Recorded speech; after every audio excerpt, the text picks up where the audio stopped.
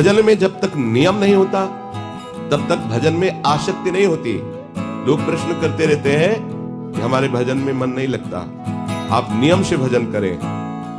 दिनचर्या आपकी टाइम से होनी चाहिए। जिस टाइम जो दिनचर्या उसी में, आप देखो उसमें आसक्ति हो जाएगी। और आसक्ति हो जाना ही भागवतिक दिनचर्या में भाव का प्रादुर्भाव करना है। भाव जागृत हो जाते हैं। माता सबरी ने एक दिन भी निराशा नहीं पैदा की। गुरु ने कहा था प्रभु आएंगे, रोज वही दिनचर्या, रोज सोहनी लगाना, जल छिड़कना, पुष्पों के पावड़े डालना, फल आदि चयन करके प्रभु का इंतजार करना।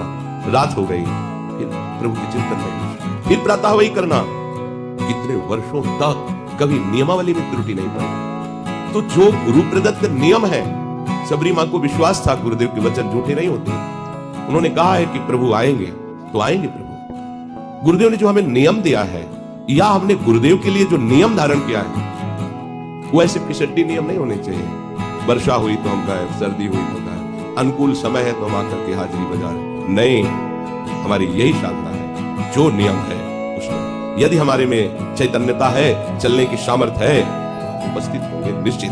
जब हम चल ही नहीं सकते तो बात अलग है। तो नियम से ही प्रेम पैदा होता है।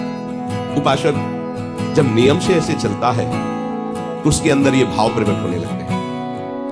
कभी उसका शरीर कंपायमान होने लगता है, कभी अश्रुधारा बहने लगती है, कभी रोम रोम पुलकित हो जाते हैं, कभी स्तब्ध हो जाता है, शांत समाधि की तरह मन की मूर्ति हो, कभी श्वेत पसीना, कभी स्वरभंग, लड़काने लगता है, राग बिगड़ जाता है, आवाज शुद्ध नहीं निकल पाती। ये अष्ट सात्विक भाव उसके हृदय में प्रकट होने लगते हैं, जो गुरु प्रदत्त उपासना को, दिनचर्या को नियम पूर्वक करता है। प्रभु में हमें यदि डूबना है तो संपूर्णतया माया का चिंतन त्यागना ही होगा।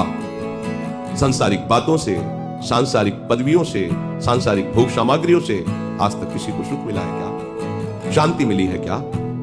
वैराग्यवान को जो आनंद है वो ब्रह्मा जी, देवराज इंद्र को भी आनंद नहीं है। वैराग्य का आनंद, ये अनुराग की तो बात ही जाती है। जब भाव प्रकट होने लगता है तो फिर अभिमान की गुंजाइश नहीं रह जाती। ये भाव अभिमान को चूर कर देता है और वो दैन्य भाव से सदैव स्थित रहता है। निराभिमानता जैसे जैसे बढ़ेगी वैसे वैसे आराध्य देव की समीपता का अनुभव होगा। जैसे जैसे तुम्हारा अभिमान गलित होगा, दैन्यता बढ़ेगी, वैसे वैसे तुम्हारे हृदय में भगवत सानिध्य का अनुभव होगा। मेरे प्रिय लाल, मेरे दास, ऐसा अनुभव होगा।